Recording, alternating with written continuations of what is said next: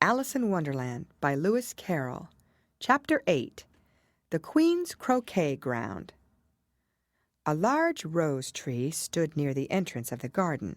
The roses growing on it were white, but there were 3 gardeners at it, busily painting them red. Alice thought this a very curious thing, and she went nearer to watch them, and just as she came up to them, she heard one of them say, "Look out now, Five! Don't go splashing paint over me like that." "I couldn't help it," said Five in a sulky tone. "Seven jogged my elbow." On which Seven looked up and said, "That's right, Five. Always lay the blame on others." "You'd better not talk," said Five. "I heard the Queen say only yesterday you deserved to be beheaded." "What for?" said the one who had spoken first. "That's none of your business, Two," said Seven. "Yep, it is his business," said Five. "I'll tell him. It was for bringing the cook tulip roots instead of onions." Seven flung down his brush and had just begun, "Well, of all the unjust things," when his eye chanced to fall upon Alice as she stood watching them, and he checked himself suddenly. The others looked round also, and all of them bowed low. "Would you tell me," said Alice a little timidly, "why you are painting those roses?" 5 and 7 said nothing, but looked at Two. Two began in a low voice, "Why, the fact is, you see, miss, this here ought to have been a red rose tree, and we put a white one in by mistake, and if the Queen was to find it out, we should all have our heads cut off, you know. So, you see, miss, we're doing our best, afore she comes to—" At this moment, Five, who had been anxiously looking across the garden, called out, "The Queen! The Queen!" And the 3 gardeners instantly threw themselves flat upon their faces. There was a sound of many footsteps, and Alice looked round, eager to see the Queen. First came 10 soldiers carrying clubs. These were all shaped like the 3 gardeners, oblong and flat, with their hands and feet at the corners. Next, the 10 courtiers. These were ornamented all over with diamonds, and walked 2 and 2, as the soldiers did. After these came the royal children. There were 10 of them, and the little dears came jumping merrily along hand in hand in couples. They were all ornamented with hearts. Next came the guests, mostly kings and queens, and among them Alice recognized the white rabbit. It was talking in a hurried, nervous manner, smiling at everything that was said, and went by without noticing her. Then followed the knave of hearts, carrying the king's crown on a crimson velvet cushion. And, last of all this grand procession, came the king and queen of hearts. Alice was rather doubtful whether she ought not to lie down on her face like the 3 gardeners, but she could not remember ever having heard of such a rule at processions. And besides, what would be the use of a procession, thought she, if people had all to lie down upon their faces so that they couldn't see it? So she stood still where she was and waited. When the procession came opposite to Alice, they all stopped and looked at her, and the Queen said severely, "Who is this?" She said it to the knave of hearts, who only bowed and smiled in reply. "Idiot!" said the Queen, tossing her head impatiently, and turning to Alice, she went on, "What's your name, child?" "My name is Alice, so please your Majesty," said Alice very politely, but she added to herself, "Why, they're only a pack of cards, after all. I needn't be afraid of them." "And who are these?" said the Queen, pointing to the 3 gardeners who were lying round the rose tree, for, you see, as they were lying on their faces, and the pattern on their backs was the same as the rest of the pack, she could not tell whether they were gardeners, or soldiers, or courtiers, or 3 of her own children. "How should I know?" said Alice, surprised at her own courage. "It's no business of mine." The Queen turned crimson with fury, and, after glaring at her for a moment like a wild beast, screamed, "Off with her head! Off!" "Nonsense!" said Alice very loudly and decidedly, and the Queen was silent. The King laid his hand upon her arm and timidly said, "Consider, my dear, she is only a child." The Queen turned angrily away from him and said to the knave, "Turn them over." The knave did so, very carefully with one foot. "Get up!" said the Queen in a shrill, loud voice, and the 3 gardeners instantly jumped up and began bowing to the King, the Queen, the royal children, and everybody else. "Leave off that!" screamed the Queen. "You make me giddy!" And then, turning to the rose tree, she went on. "What have you been doing here?" "May it please your Majesty," said two, in a very humble tone, going down on one knee as he spoke, "we were trying—" "I see," said the Queen, who had meanwhile been examining the roses. "Off with their heads!" And the procession moved on, 3 of the soldiers remaining behind to execute the unfortunate gardeners, who ran to Alice for protection. "You shan't be beheaded," said Alice, and she put them into a large flower pot that stood near. The 3 soldiers wandered about for a minute or two, looking for them, and then quietly marched off after the others. "Are their heads off?" shouted the Queen. "Their heads are gone, if it please your Majesty," the soldiers shouted in reply. "That's right," shouted the Queen. "Can you play croquet?" The soldiers were silent and looked at Alice, as the question was evidently meant for her. "Yes," shouted Alice. "Come on, then," roared the Queen, and Alice joined the procession, wondering very much what would happen next. It's a very fine day," said a timid voice at her side. She was walking by the White Rabbit, who was peeping anxiously into her face. "Very," said Alice. "Where's the Duchess?" "Hush, hush," said the Rabbit in a low, hurried tone. He looked anxiously over his shoulder as he spoke, and then raised himself upon tiptoe, put his mouth close to her ear, and whispered, "She's under sentence of execution." "What for?" said Alice.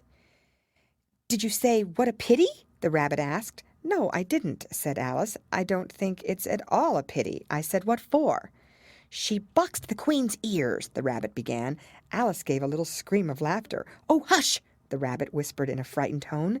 "The Queen will hear you. You see, she came rather late, and the Queen said—" "Get to your places!" shouted the Queen in a voice of thunder, and people began running about in all directions, tumbling up against each other. However, they got settled down in a minute or two, and the game began.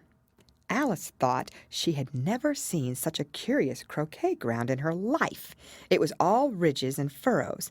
The balls were live hedgehogs, the mallets live flamingos, and the soldiers had to double themselves up and to stand on their hands and feet to make the arches.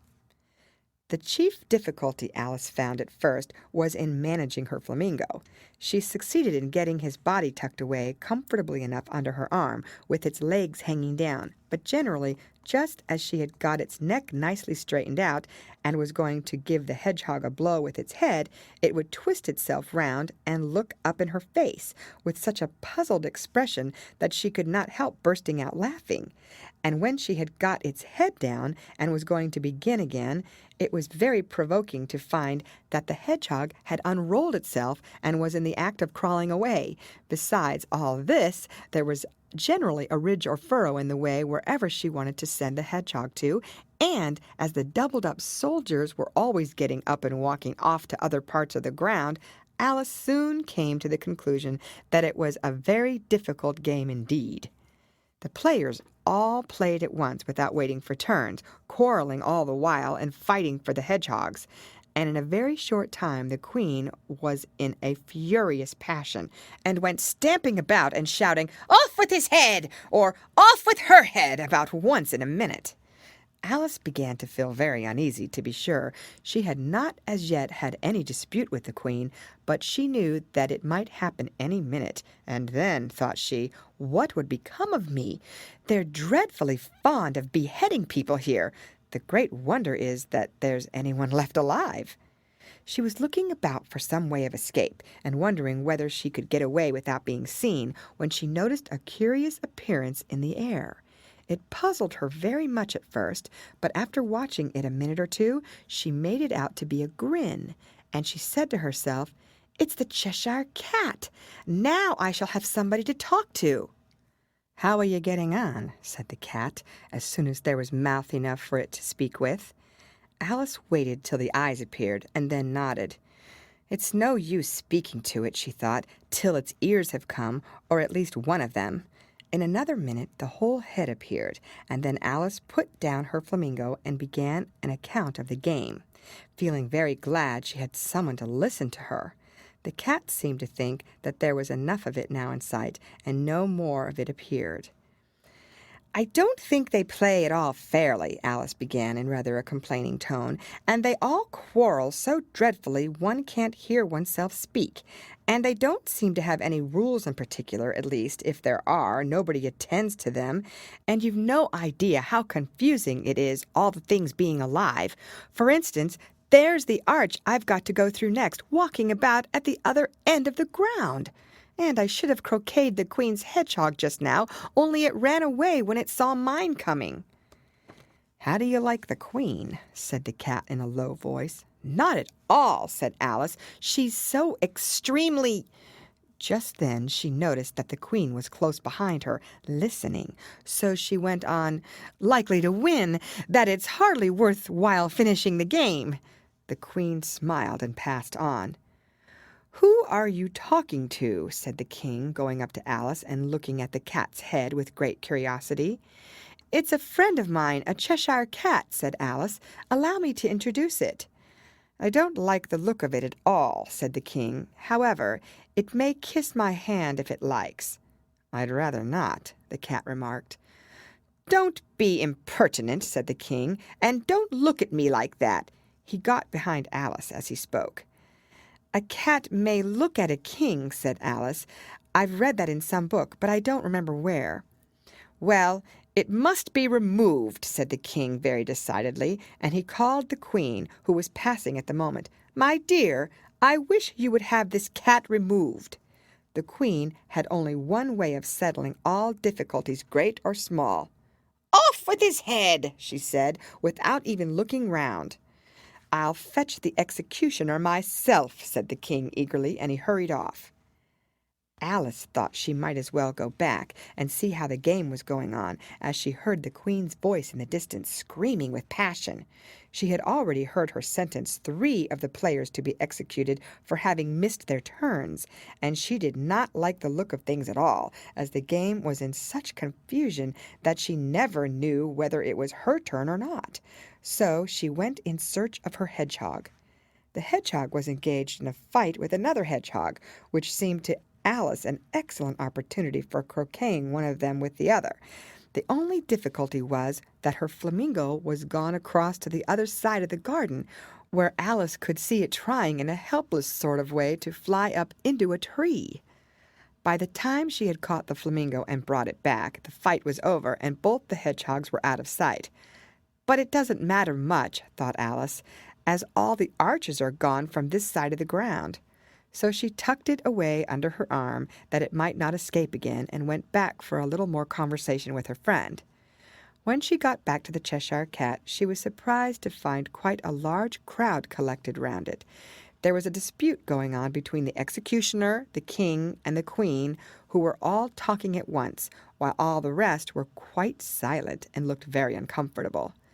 The moment Alice appeared, she was appealed to by all 3 to settle the question, and they repeated their arguments to her, though, as they all spoke at once, she found it very hard indeed to make out exactly what they said. The executioner's argument was that you couldn't cut off a head unless there was a body to cut it off from, that he had never had to do such a thing before, and he wasn't going to begin at his time of life. The King's argument was that anything that had a head could be beheaded, and that you weren't to talk nonsense. The Queen's argument was that if something wasn't done about it in less than no time, she'd have everybody executed all round. It was this last remark that had made the whole party look so grave and anxious. Alice could think of nothing else to say but, "It belongs to the Duchess. You'd better ask her about it." "She's in prison," the Queen said to the executioner. "Fetch her here." And the executioner went off like an arrow. The cat's head began fading away the moment he was gone, and by the time he had come back with the Duchess, it had entirely disappeared. So the King and the executioner ran wildly up and down looking for it, while the rest of the party went back to the game. End of chapter.